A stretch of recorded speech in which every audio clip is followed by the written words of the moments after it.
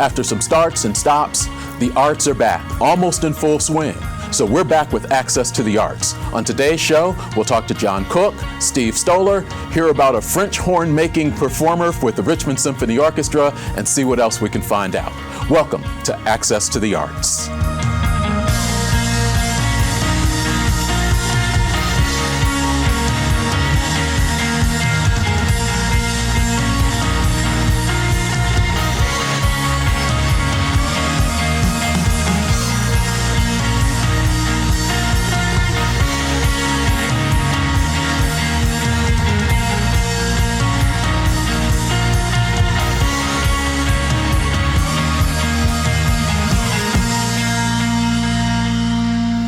Thanks for spending some time with us on Access to the Arts. We're talking with John Cook, Civic Hall Performing Arts Center. John, how are you? I'm doing great, thanks. Thanks for having me. Oh, glad to have you here. You've got your 22-23, is that the year we're coming into? It is. Yeah. The 22-23 series coming up. Talk about the proudly presenting series and who people are going to see this coming year. This season we're opening with the Paragon Ragtime Orchestra. That's on October 1st. Looking forward to that show. They're a throwback. They do silent movie scores, and they'll also play along with movies from the silent movie era.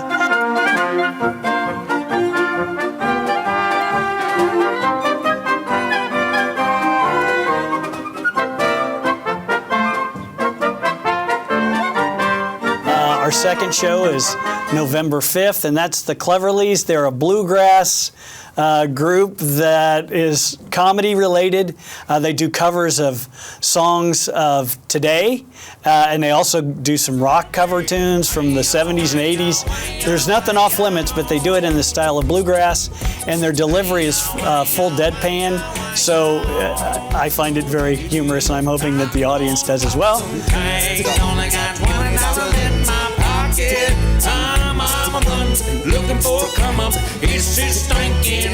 In December, our Christmas show is All Is Calm, the Christmas Truce of 1914. Looking forward to that. That's a historical recollection of what happened at the beginning of World War I, where the two sides actually came out of their trenches, put their arms down and celebrated Christmas together, and it's done through songs that everyone is well familiar with. Silent Night, Oh Come All Ye Faithful, anything that you're familiar with at Christmas, they sing those in a cappella style. It's a really moving performance, and that's in December.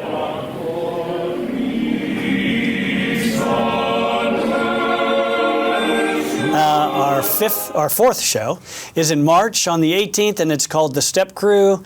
They are a group of Irish dancers that show us three different types of dance at the same time. Tap dance, Irish dance, and one Canadian style clogging. And then they also have fiddle players. They use Celtic music as their vehicle. They also do singing. It's a basic variety show that kind of showcases Celtic music.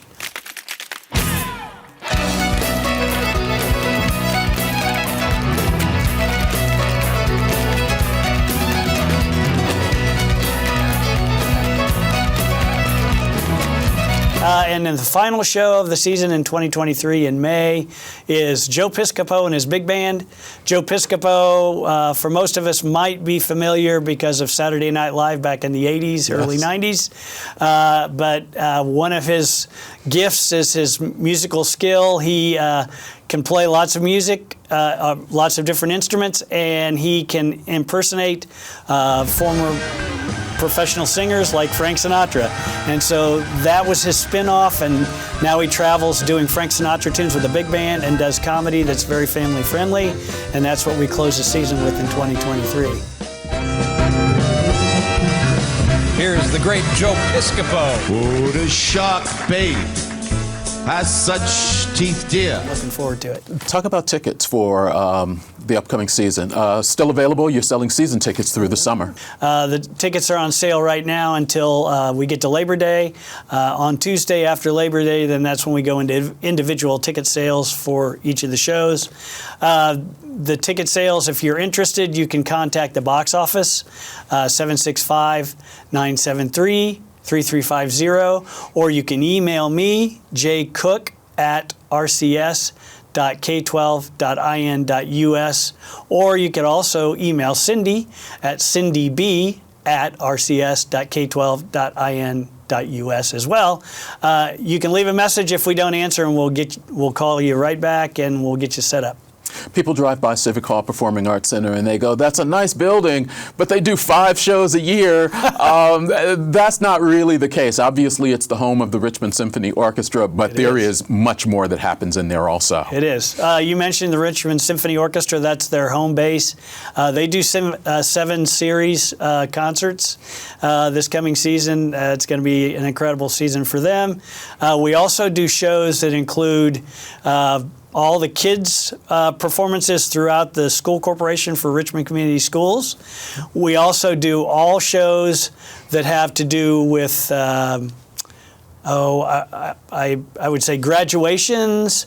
We do adult graduation for Richmond Community Schools. Right. We do commencements for the academic,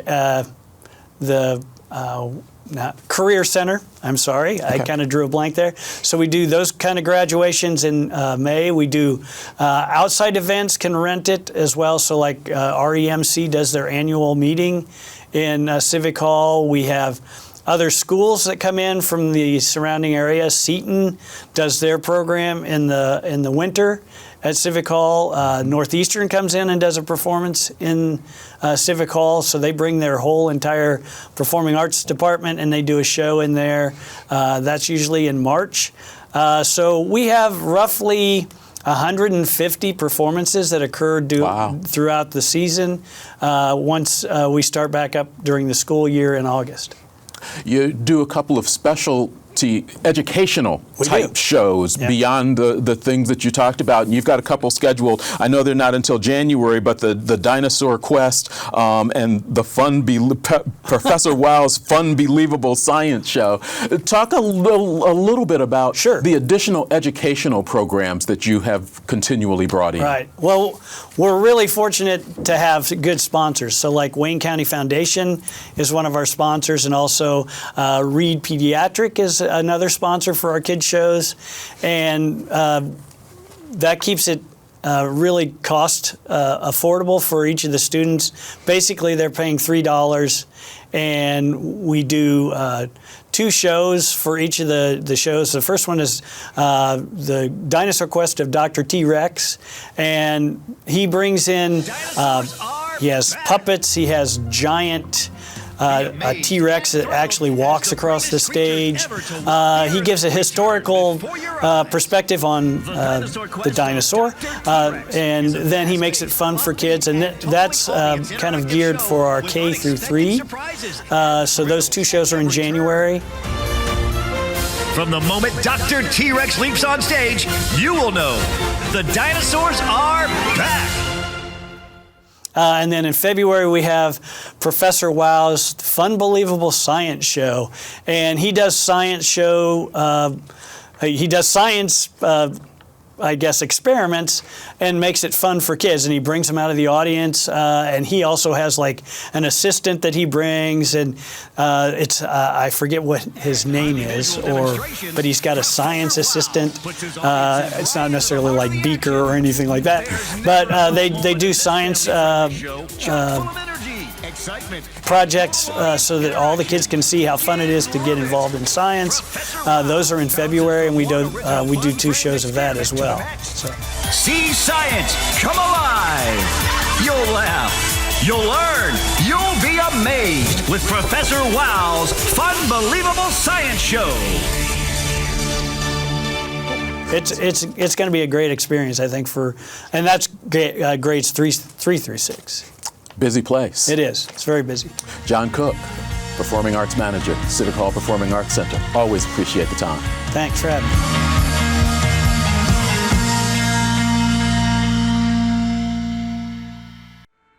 Hi, I'm Monica Koschlein, Executive Director of your Richmond Symphony Orchestra. It is an honor for the RSO to be an integral part of the arts makeup of Richmond and enhance the quality of life of the region. The RSO has been fortunate to exist in a community that has been generous in supporting our efforts for 65 consecutive seasons. Through the pandemic, we have continued to expand our programming. The RSO thanks you for your continued patronage and support.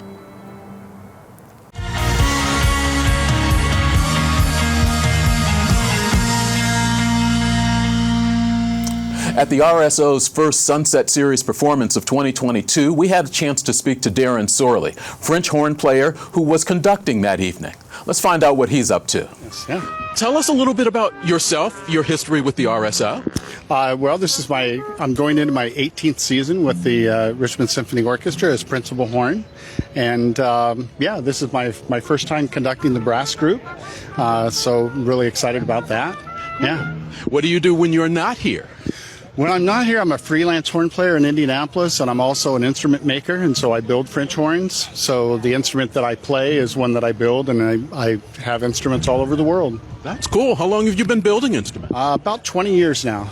Yeah. What got you to do that? Were you looking for a sound that you didn't find, or what? A little bit. Curiosity. I'm cheap. And so I figured I could do it myself. But, of course, buying all the tools and everything, it turned out not to be cheap. But yeah, it just kind of get into it. I really did get into it to build myself an instrument first. And then after that, somebody tried it. They liked it. I built one for them, another person, and so on and so forth down the road. So, yeah. But I've got horns in Poland, Australia, Germany, in the U.S. I just sent a couple off this morning to New York. So, yeah, keeps me busy.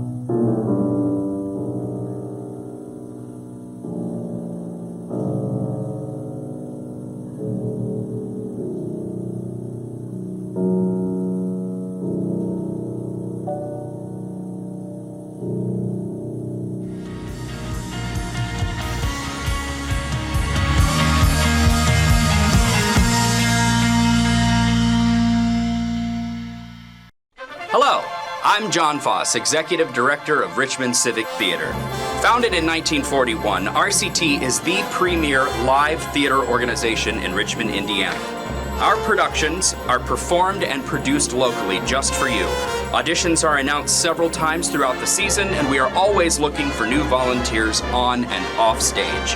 For more information about how you can get involved, visit our website at gorct.org and follow us on Facebook.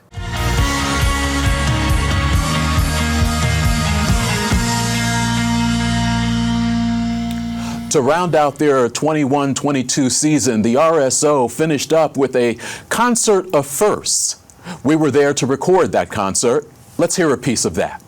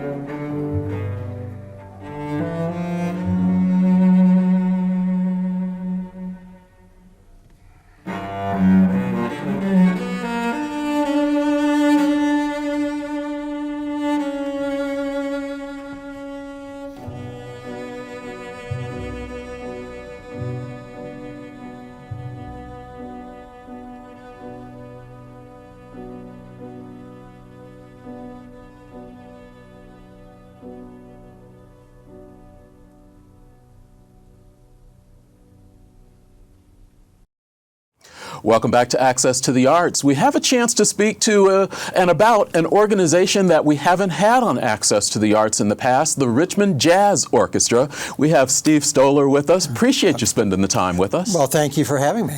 Glad to do it. For those folks who don't know you, and you and I are meeting for the first time today, talk a little bit about your history. Okay. Well, I'm a physician, an ophthalmologist. I actually built the Richmond Eye Center, which is now the Whitewater Eye Center, and I've been retired from medicine now for 6 years. But I'm also a musician. I actually started out as a music major at the Jacobs School of Music at Indiana University years ago. Okay. And in music composition and trumpet and piano. But then decided to switch over to medicine. But I've done music on the side, avocation, if you will, for many, many years. I've been the music director for quite a few Richmond Civic Theater musicals, and perform on the trumpet, play first trumpet in the Richmond Community Orchestra, and since 2014 I've been the director of the Richmond Jazz Orchestra.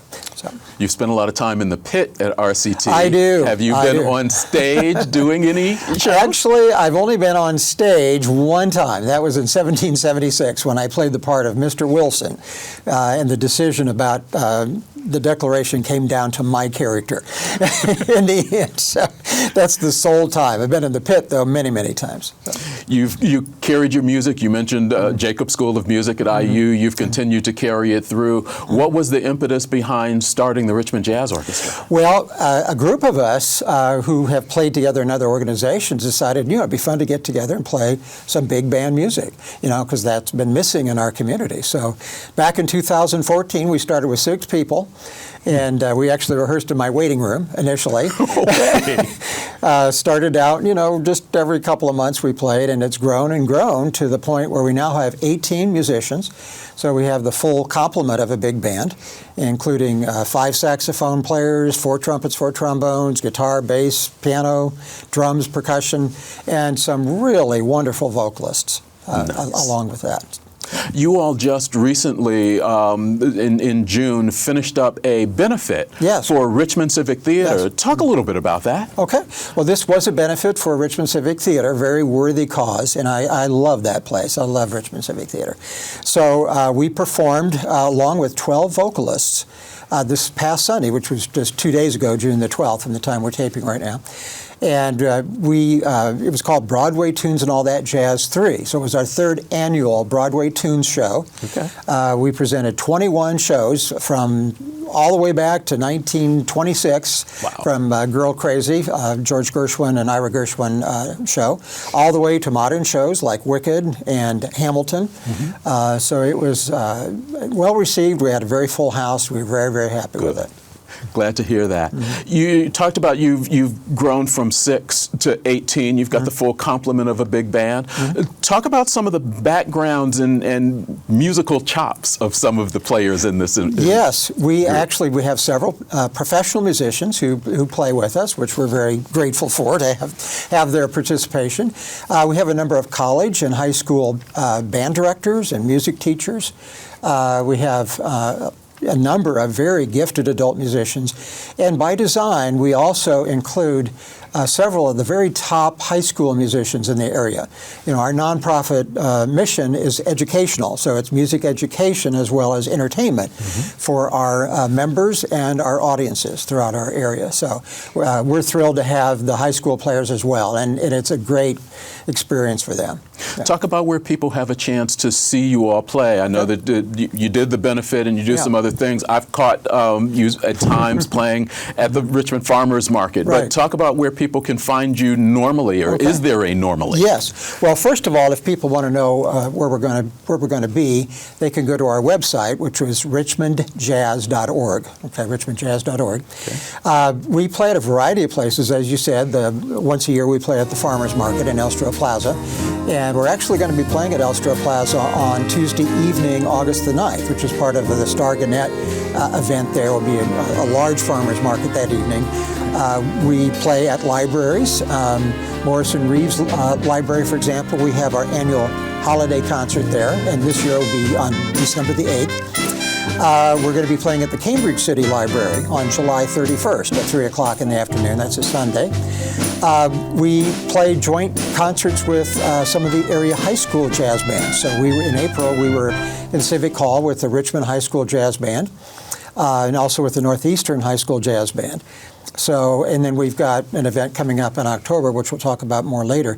So, a variety of places. Best place, if people want to know where we're going to be, they can go to the website. Okay. Not-for-profit organization. Yes. How do you all support yourselves? That's a very good question. We get some money occasionally from some of the venues where we perform. It's a nominal fee just to help us pay for our music. Most of it is through private donation.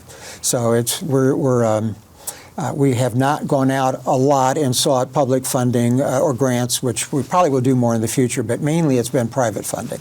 Is this an organization that is growing? You all started, you mentioned, in 2014. And you mentioned as we were kind of talking and getting to know each other that you've been performing but haven't really been marketing yourselves. Is this a conscious effort now to begin to let people know that you exist? Yes. Well, I think we're at the point now where we have the musical repertoire and expertise that we feel like we would like to take the next step and get out there and let people know who we are, because I think we put on some really good concerts, and we've got some really good players. Oh my goodness, we've got our guitarist, for example, Charles Ramsey, is a professor at Earlham, in music, and is just a phenomenal guitar player. We just have Pat O'Neill, used to play with Indianapolis Jazz Orchestra, who's a phenomenal jazz saxophone player. So I think people will really enjoy hearing us if they get there.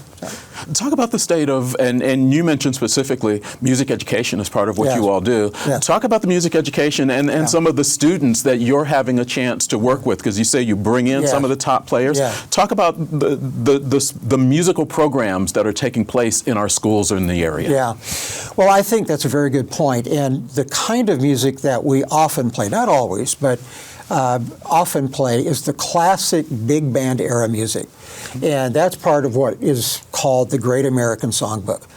We have so many wonderful songs in our American culture from all strains of music. And this is the big band era of Count Basie, Duke Ellington, Glenn Miller, Artie Shaw, Tommy Dorsey. And to a very large extent, that music is lost in the consciousness of so many people in our culture, which is really sad. So part of our mission is, as we present this music, it's an educational experience for our audiences as well. I always give an introduction and explain, who the band leader was and a little bit about the music itself. So not only do they enjoy the music, but they learn a little bit more about this incredible musical heritage that we have as Americans. Nice. You mentioned October 22nd, you're going to have an event. We'll just tell people that they can put that on their calendar, and more information will be coming in an upcoming Access to the Arts. Absolutely. That will be Saturday, October the 22nd, 6:30 p.m. at the Richmond Coleman Center, called Big Band Saturday Night. All right.